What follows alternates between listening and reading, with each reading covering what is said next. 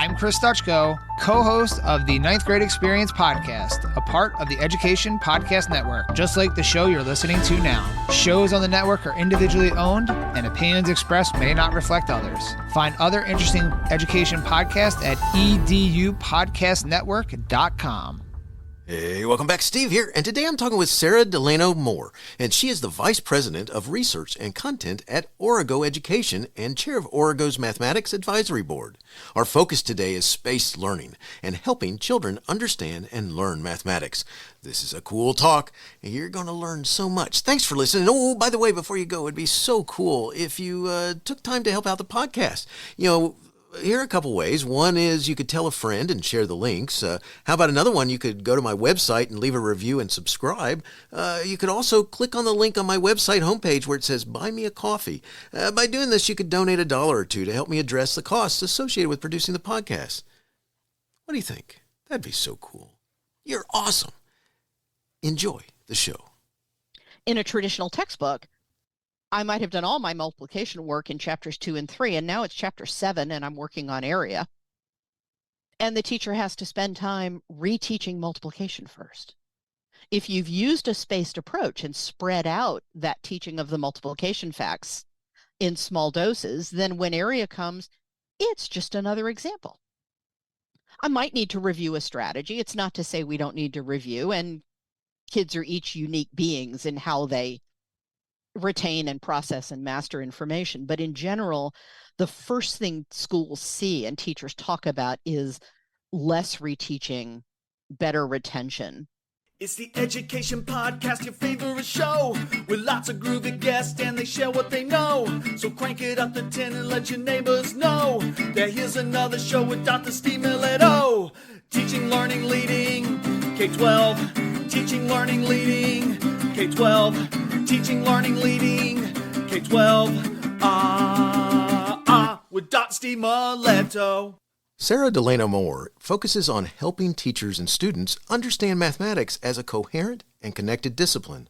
An experienced teacher and nationally recognized speaker, her work emphasizes the power of deep understanding and multiple representations for learning.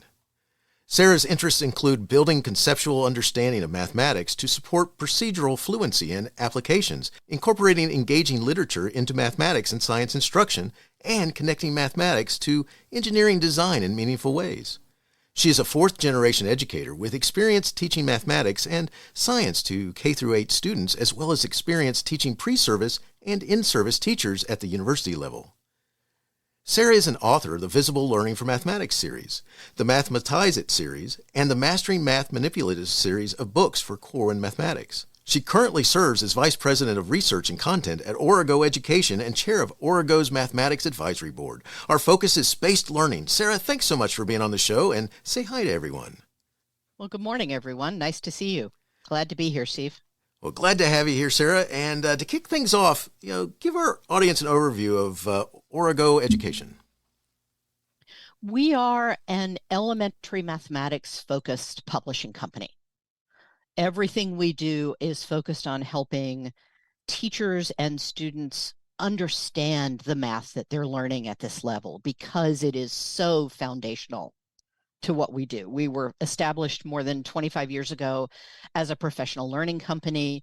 We have grown to really be a team of educators serving educators in a lot of different roles in the company. And our mission is to make mathematics meaningful, enjoyable, and accessible. And to do that, you have to understand it. Boy, you got that right. And as I may have been a history teacher, but I took a lot of math. I enjoyed math, and I went through Calc 2, and there's a reason why I didn't go any further than Calc 2, because that's where my understanding started fading a little bit. And good stuff. And I love the fact that this is what you guys do to help with understanding. So love it. All right, so we're going to talk about spaced learning today. Can you talk about what that is? Sure. It's a well-researched approach to teaching and learning that focuses on long-term understanding. It is about learning over time. And what it's not is cramming for an exam or taking a crash course. Nice. So if we think about our own learning in school, for at least for me, there were times when I needed to cram for an exam. And I memorized my flashcards and I did my thing and I did well on the exam because I can play school. But a month later, when I needed that content, it was gone. Base learning is built off of the research of a researcher named Ebbinghaus, who came up with this idea in 1885 of the forgetting curve. And it is that what we know from a learning session falls off a cliff very quickly in terms of what we retain. And that every time we have a short practice session, that forgetting curve flattens out and we retain more and more. And so spaced learning is the idea that let's take advantage of that. Teach a little bit, give some time to practice, teach a little more, give some time to practice, rather than teaching all of multiplication in October and November of third grade. Let's start with our 2's facts. Then we'll extend that doubling idea to 4's and 8's. We'll practice that for a while. Then we'll think about halving and work on 5's and 10's. And we're still there by March because the standard says know the facts by the end of the year. It doesn't say know them by Thanksgiving for our, I suspect, primarily American audience, late November. And so spaced learning is the idea that we focus on small doses spread over time so that the brain has time to consolidate, to retrieve, and then to extend those ideas and connect them. Very cool. I appreciate you explaining that. And, you made me think of something, and if, it made me smile when you're talking about when information starts going away and a dump and stuff like this. When I was going through some advanced Army training, they had this one sergeant present class. He always wanted this guy to present classes. He was awesome. He was not a typical Army trainer. And but he got in front of us and he'd look at you and he'd say, all right, now all of you, what I want you to do is I want you to grab your head, turn it sideways, and then hit it on the side nice and hard so you can dump all the other stuff from anybody else that you know, and we can move on because now you got a clear mind as we focus on today's lesson. And I just envisioned that what you're talking about with the brain dump and stuff like this. I mean, because it parts of it is very real that you learn it, you cram it in there for the test or whatever, and then you find out that you don't really retain much of that when you do that type of stuff. Exactly. And if you're learning a sport, my husband was a college basketball player. My brother played and coached for years, so I've learned a little bit. You don't say today is dribbling and tomorrow is shooting. Yes. You do a little bit at a time. When you learn to drive, they don't give you your license instantly. You have to do some practice and spread it out. We know this intuitively. It makes sense, and it's what we do in our lives. But somehow school hasn't followed that pattern as much. And I think that's to kids and ultimately teachers' detriment. It makes the work harder. And that makes sense too. That's about doing it a little differently there. I like that. Hey, all right. So can you share some real world applications or success stories where spaced learning, has impacted student learning? Yeah, I think there are a number of things I hear from schools who are using this approach. The first thing teachers say and teachers see is I have to do less reteaching. Let's go back to my multiplication example. In third grade, typically we learn to multiply earlier in the year, and then later in the year we study area. In a traditional textbook, I might have done all my multiplication work in chapters 2 and 3, and now it's chapter 7 and I'm working on area. And the teacher has to spend time reteaching multiplication first. If you've used a spaced approach and spread out that teaching of the multiplication facts in small doses, then when area comes, it's just another example. I might need to review a strategy. It's not to say we don't need to review, and kids are each unique beings in how they retain and process and master information. But in general, the first thing schools see and teachers talk about is less reteaching, better retention. Then the next thing we start to see, looking at kind of moderately formal assessment data like benchmark data, is that the summer learning gap reduces. and kids recover faster. So you might have the beginning of the year benchmark scores.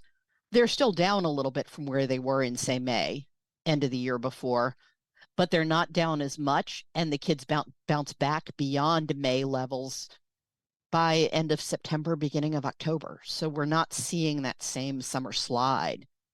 And then ultimately, the data from work like the visible learning research says that this approach should increase the rate of learning by about 50%, which over time is going to lead to then higher scores on standardized assessments and changes in reductions of achievement gaps and things like that. But the real practical pieces are the reduction in summer slide, less reteaching, and that means I actually have the bandwidth to teach what I'm supposed to teach this year and not get caught skipping those last few things because we ran out of year before we ran out of math. And boy, do I understand that. You know, it's I have kids I want to apologize to for that as well. We all do. Right. It's like, oh, it's this close. You know, it's like, so can you talk about some strategies for implementing spaced learning in the classroom, especially regarding adjusting curriculum pacing or practicing techniques? Yeah, I think the place to start is practicing techniques, because this is a very curriculum focused change. It means if you use a traditional elementary textbook or traditional math textbook at any level, it's probably organized in that massed way. If I have all the content on topic 1, then all the content on topic 2, then content 3.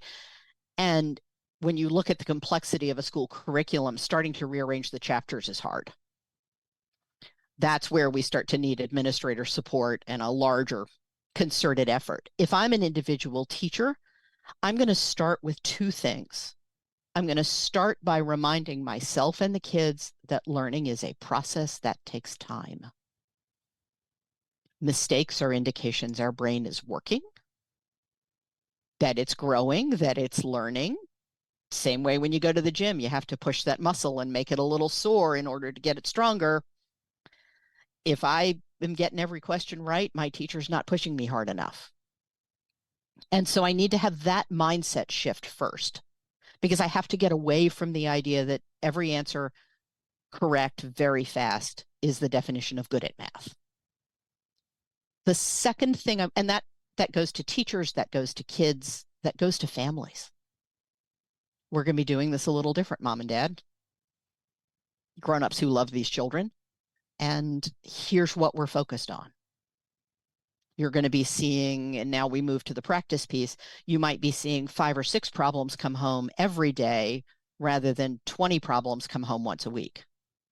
Smaller doses, spread it out. And then as I think about practice and homework, I'm always thinking about a couple of problems on what we studied today, a couple of questions about what we did last week, and a couple questions about what we did last month. Or the end of the module, the beginning of the module, and the module before, however you organize it. That notion that I'm practicing not only what I've done today, but I'm also asking my brain to go back and check on. Let's try this thing from last week again. If I've forgotten a little bit, that's okay. This retrieval practice will help me. Teachers can make those 2 shifts of mindset and of practice fairly easily within any traditional curriculum. And those, I think, are the best places to begin with the idea of spaced learning. I like that, you know, and it just to know, one of the things that obviously has to change also, you know, when you're talking about adults, it's one thing, but with kids, it's a whole nother one. It's like, can't we, like, you know, it's kind of like the whole thing that the teacher only gives the questions that the answers aren't in the back of the book. Yes. You know? I don't want to assign the odd questions because the answers are in the back. Exactly. Like, excuse me. Yes, I noticed that you didn't assign the ones that the answers in the back. And then, you know, usually one of your friends looks at you and says, "Will you shut up?" You know. Right. But you know, it is so important that you get a chance to do more. You know, as opposed to saying, "Okay, I'm done with that. Now let's move on." And so much in math, you it's built upon each level, and you start understanding a little bit more. And, it's funny. I mentioned that Calc 2 thing. My professor in Calc 2 said, Steve, we need to talk. You're making algebra mistakes. And he said, let me show you. And he said, you actually had the right answer right here, but you erased it and put something else down. And that's one of those things that's what's rough when they make you show your work.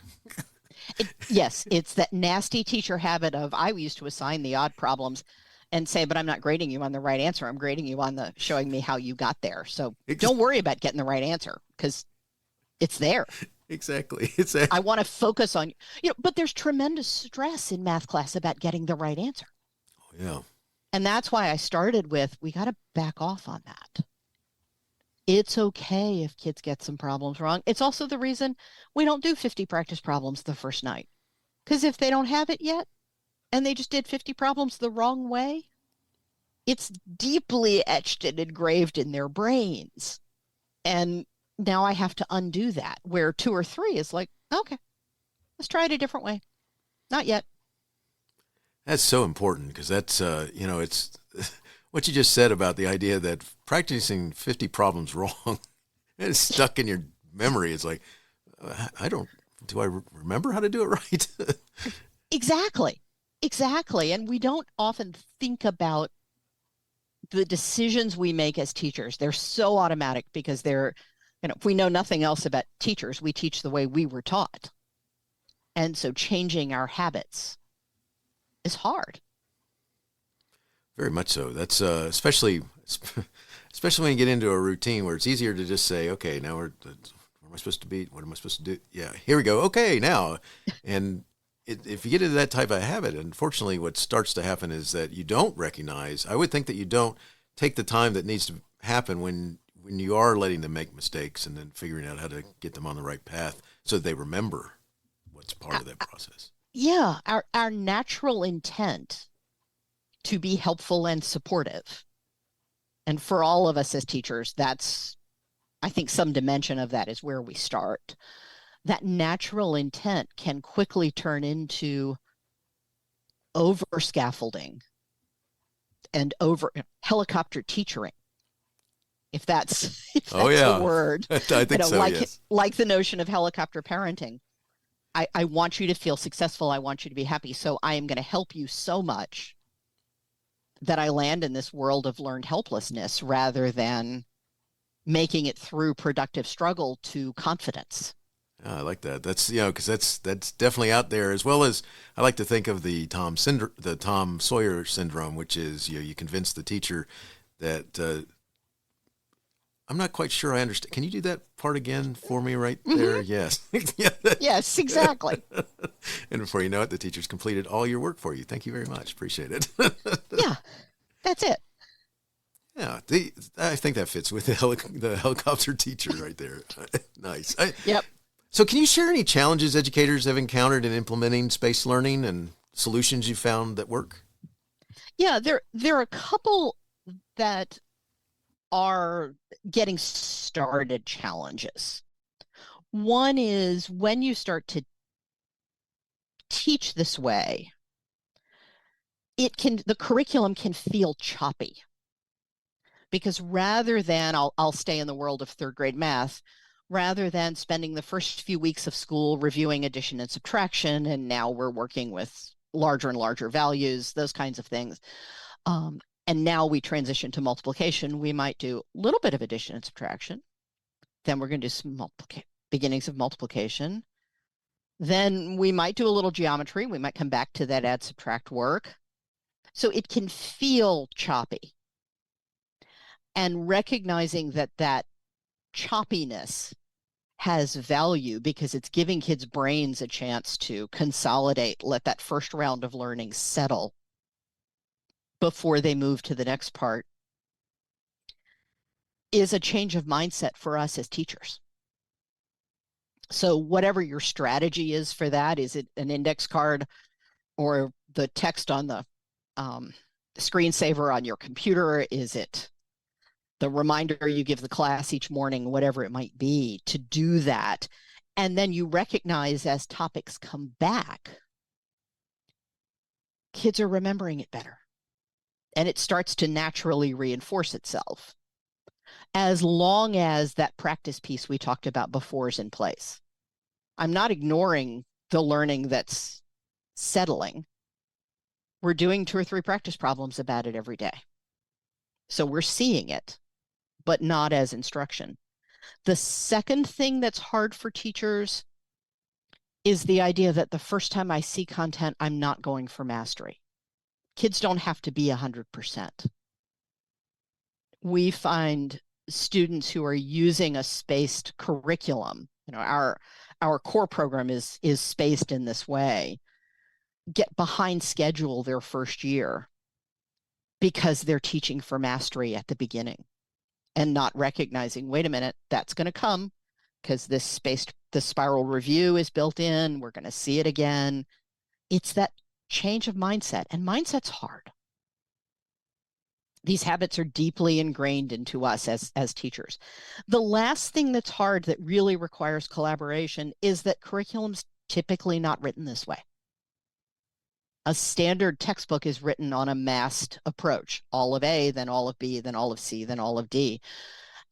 And that rearrangement, however you choose to approach it, that's a big institutional lift. And so that's got to be a decision that we make as a school, as a team. We're going to do this work, and we have the administrator support we need. We have the coaching support we need. We have all the pieces in place to do that. It's hard. I can imagine. And, just as a student, all right, so I'm going to admit something here, which I don't like to admit, which is as a principal, we were orchestrating, I had parents and teachers, and we were working on orchestrating some math review to get ready for different statewide activities that were coming up. Mm-hmm. And I'm like, we needed some more math instructors to happen in here. So I'm like, I can do this. We're doing some 7th grade stuff here, or 8th grade. I forget what we were doing, that we were reviewing, right? That, mm-hmm. Though they're older kids, that we were reviewing some of these mechanisms like that. And I learned rather quickly that I went over and got my engineer friend and said, Tag, you're it. I need to go over to that history class that you're teaching over there, because this is not my thing. So, well, we all have expertise. You don't want me teaching history either.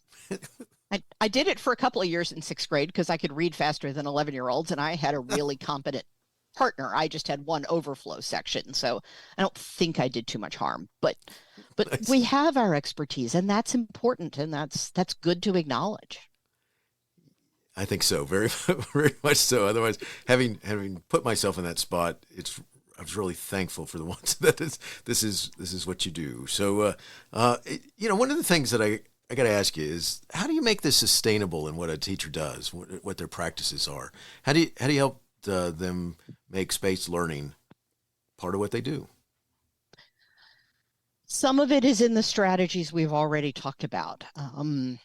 One way to think about it is to build a curriculum, adopt a curriculum that's organized this way, that provides the basic infrastructure with a lot of learning effort on a school or district's part, but not as much design effort, curriculum planning effort on a school or district's part. I keep coming back to mindset, but that's what it is. The switch to spaced learning is really about curriculum, not instruction. It's about changing how we think about math and what we put in front of kids as math, not just, I'm going to use a different strategy by pulling out a different manipulative or trying a different way of solving the problem. It's a curriculum level change. And if you try to deal with it only as instruction, it's not going to last, because the curriculum is ultimately going to get in the way. And then the old standbys of collaboration and patience, because that's how everything gets done. Right. I like that, patience. Yes. Patience is huge. And the deal is, it's like marriage or any other kind of collaborative relationship. As long as we're not both having a bad day about the same thing on the same day, we can get through this. I like that. With my teacher team colleagues, my spouse, whoever it might be. I like that. That's probably like one of the best ingredients right there ever, because we can get frustrated to the point where you might start saying, because you start overriding your mindset change, right? And so that's important to note. What resources or tools would you recommend to support the educators in integrating space learning? I mean, Yeah. There's a lot of information about it on ORIGO's website, and I know that's something you're gonna share with show notes. If you want to know more about the research around space learning, the visible learning resources are a good tool. Both there's a general visible learning in mathematics and VL and other topics. And then some grade banded books that talk more about what it looks like in a classroom. Those are not exclusively about spacing, but they'll give you that research base and give you a sense of the data behind it. And then one of the resources that we've found useful over the last few years in really getting practical about this is a book called Powerful Teaching by Argawal and Bain, which takes a lot of this work and organize it. There's a website as well, organizes it to really think about, how do you put this into practice no matter what you're teaching? What does retrieval practice look like? How do we use these strategies and make them work? So those are three of the places that I would start, kind of depending on what aspect of resource or tools you're looking for. Cool, thanks. It's so important to have those different resources as you're starting to implement and make your adjustment to making it part of what you do. So let's talk about the person who's just starting out. What advice would you give to an educator just beginning to explore space learning? I would start with thinking about practice. And the phrase we sometimes use in school that is related really closely to space learning is the idea of spiral review. So that I'm always circling through in my review work those problems from last week and last month, and do I want it to be last year? As we get closer to high stakes assessment time, we might want to be, because we want to practice retrieving and bringing to the front of the brain that learning as well. That's the first instructional step. The first personal step is find a colleague or a coach or a team that you can work with. Hopefully it's somebody in your building or in your district. This is the kind of thing that could be a PLC study group. Let's explore this idea across a grade band and a discipline, say, in intermediate math, the 3rd, 4th, 5th grade. And let's read and learn and think a little bit. It's a little late in the school year to be starting to think about next year, because there's a lot going on with closing the year out. But think, how could we spend some time next year planning, preparing, reading? Don't have to read the whole book, but maybe a chapter or two. And then implement that practice, that spiral review. And the third piece is talk to your community, the families of the kids that you teach, because it likely means homework doesn't look like it used to look, or like it looked when mom and dad were in school. And to let them know that I'm not doing this on a whim. I'm doing this because it's a well-researched strategy to help parents see the connections that we talked about informally at the beginning of this conversation. How do you learn a sport? How do you learn to drive a car? It's a very spaced or distributed process versus cramming for an exam. We're trying to translate that to school. It didn't happen for you, most likely. It certainly didn't happen for me. And I want it to be different for these kids. Have that conversation so that they know this is where we're going. It has purpose. It has intent. And they have that same caution you do to suspend your immediate no, because it's not like what I learned. Think, we're getting better. When you know better, you do better. I like that. Awesome. And you made me think about, with the driving analogy, there's this thing called parallel parking. And, someone who crams for the test. I will go to great lengths to avoid that. As will a lot of people, but there's this thing called cramming that when you do that, you can tell people later that it's like, okay, they're not very good at it, and it takes a lot of practice, especially with the pressure of trying to park someplace where there's people behind you coming down the other side of you, and it's like, go away, go away, go away. And the person from the motor vehicle department sitting in the passenger seat watching how you do this before they give you a license. I don't know if they still do that, but I had that, and yeah, no. Yeah, I had that too, and in a lot of states they no longer require that as part of the exam, but which if you never had to experience it, you know what we're talking about. But the practice definitely helps you get better at it, and you have to have a mindset about how you have to drive in order to make it happen and work out right. So exactly. Like we're based in Australia, and when I go there, I'm driving on the left. Nice. Talking about mindset change. I'm better at it now, but every time I go, that retrieval practice has to come in at, okay, hang on. Keep this way. Left turns are easy. Right turns are hard in terms of crossing traffic. The turn signal and the windshield wiper are reversed. Wow. But it comes back faster and faster every time because it's spaced by my travel schedule. That's cool. That's cool. That would be an interesting, okay, stop just a second. Yes, this is the turn signal. This is the windshield wipers. Yes. All right, we're good. I like that. All right, so Sarah, if you had a chance to talk with an audience of school principals, what would you want them to remember about space learning when they left your talk?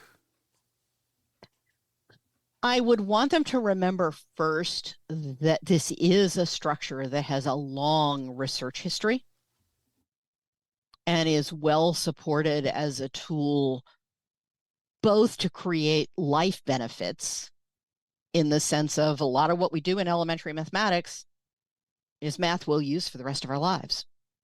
It's the math we use informally as we walk down the grocery store aisle, as we plan a party, as we work through our budget. So this is well researched for building life math. Those same benefits will also ultimately lead to improvement in assessment. And they'll lead to the idea that those two things come together has great power. So that's the first thing I want principals to remember, is this is well researched. Secondly, I want them to realize that this is a curriculum decision, not instruction. This isn't something teachers can do by themselves in that sense of one classroom at a time. They can introduce elements of it with the practice. But if we're really going to make this switch, we have to think about that at a curriculum level. And third, that means supporting your teachers with planning time, with resources, with coaching, with helping families. Same thing I say to teachers all the time. I don't know the particular kids you teach and the context in which you work. Here are the broad principles. You've got to take them and translate to your world. The same is true for principals. You know your teachers. Do we have to invest a lot of energy because we have a very seasoned staff in changing habits and mindset? Or do we have young teachers who are ready to go, but they're going to need a lot of coaching because they don't have a lot of experience? The mix may change, but I'm always thinking about how do I support my teachers? Love that. That's so important. So important. Good stuff. All right. So Sarah, we're getting close to finishing up. Something you referenced earlier is, let's share now. I mean, where can we find additional information for our listeners if they're interested in learning more about ORIGO? Yeah, as I said, our website has a lot of information, stepping stones. Our core curriculum is organized by this spaced approach. We've done the curriculum side of the work in the design of the program. The usual social suspects, as I say. You'll find us in all those places. I'm looking forward to being at a joint conference that NCTM and NCTE are having that's particularly focused on elementary language and math at the end of June in New Orleans, and then what I call Math Week, NCSM followed by NCTM in Chicago in September. And I've got some conference presentations coming up there and would love to see people and talk to people if they're coming as well. Very cool. And that's definitely some serious math going on there. You go from one of those math conferences to the other. So nice. I like that. Yep. But I'll put information in the show notes so it's easy for people to find. And last two questions are questions I like to ask my guests and hear what you have to say. So first one goes like this. How do you keep going when so much is going on that you may want to quit? School wasn't a particularly good place for me. I got sent to the principal's office once for asking why. That didn't go over well in a classroom of flashcards, but I thought it was important.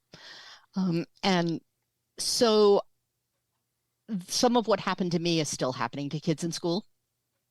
And it shouldn't have happened to me, and it shouldn't happen to other kids. So what keeps me going in many ways is recognizing that there's still work to be done.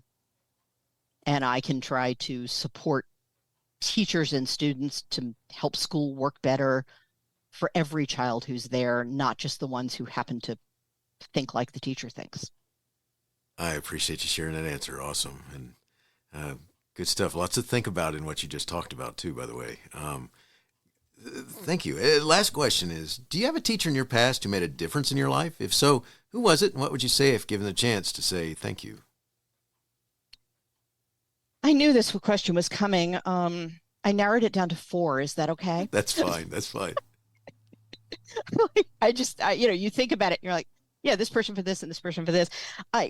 The 2 people who were directly my teachers, Pat Mahone taught me in 2nd grade. Margaret Gunner taught 11th grade American Lit for me. They both really believed in me and saw me as a person. And that went a long way towards strengthening my belief in myself. And that mattered a lot. The 3rd person I would thank is Julian Stanley, who was a professor at Johns Hopkins. Some of the work he was doing that I got involved in let me know that what was going on at school was about the school, not about me. And so Julian was my academic grandpa, I call him. And in many ways, he saved me. And then the last one is my mother, who was obviously not a teacher in her role to me, but again, using what she knew about school and advocating for it doesn't have to work this way. We can do things differently. We can ask for forgiveness rather than permission. So I always have to thank her when I'm thinking about teachers. Oh, I love that answer. Thank you so much. And thank you for sharing the 4. That was awesome. Different impact that they all had, and especially your mother there at the end. I appreciate it. Sara, thank you so much for sharing ORIGO education and space learning.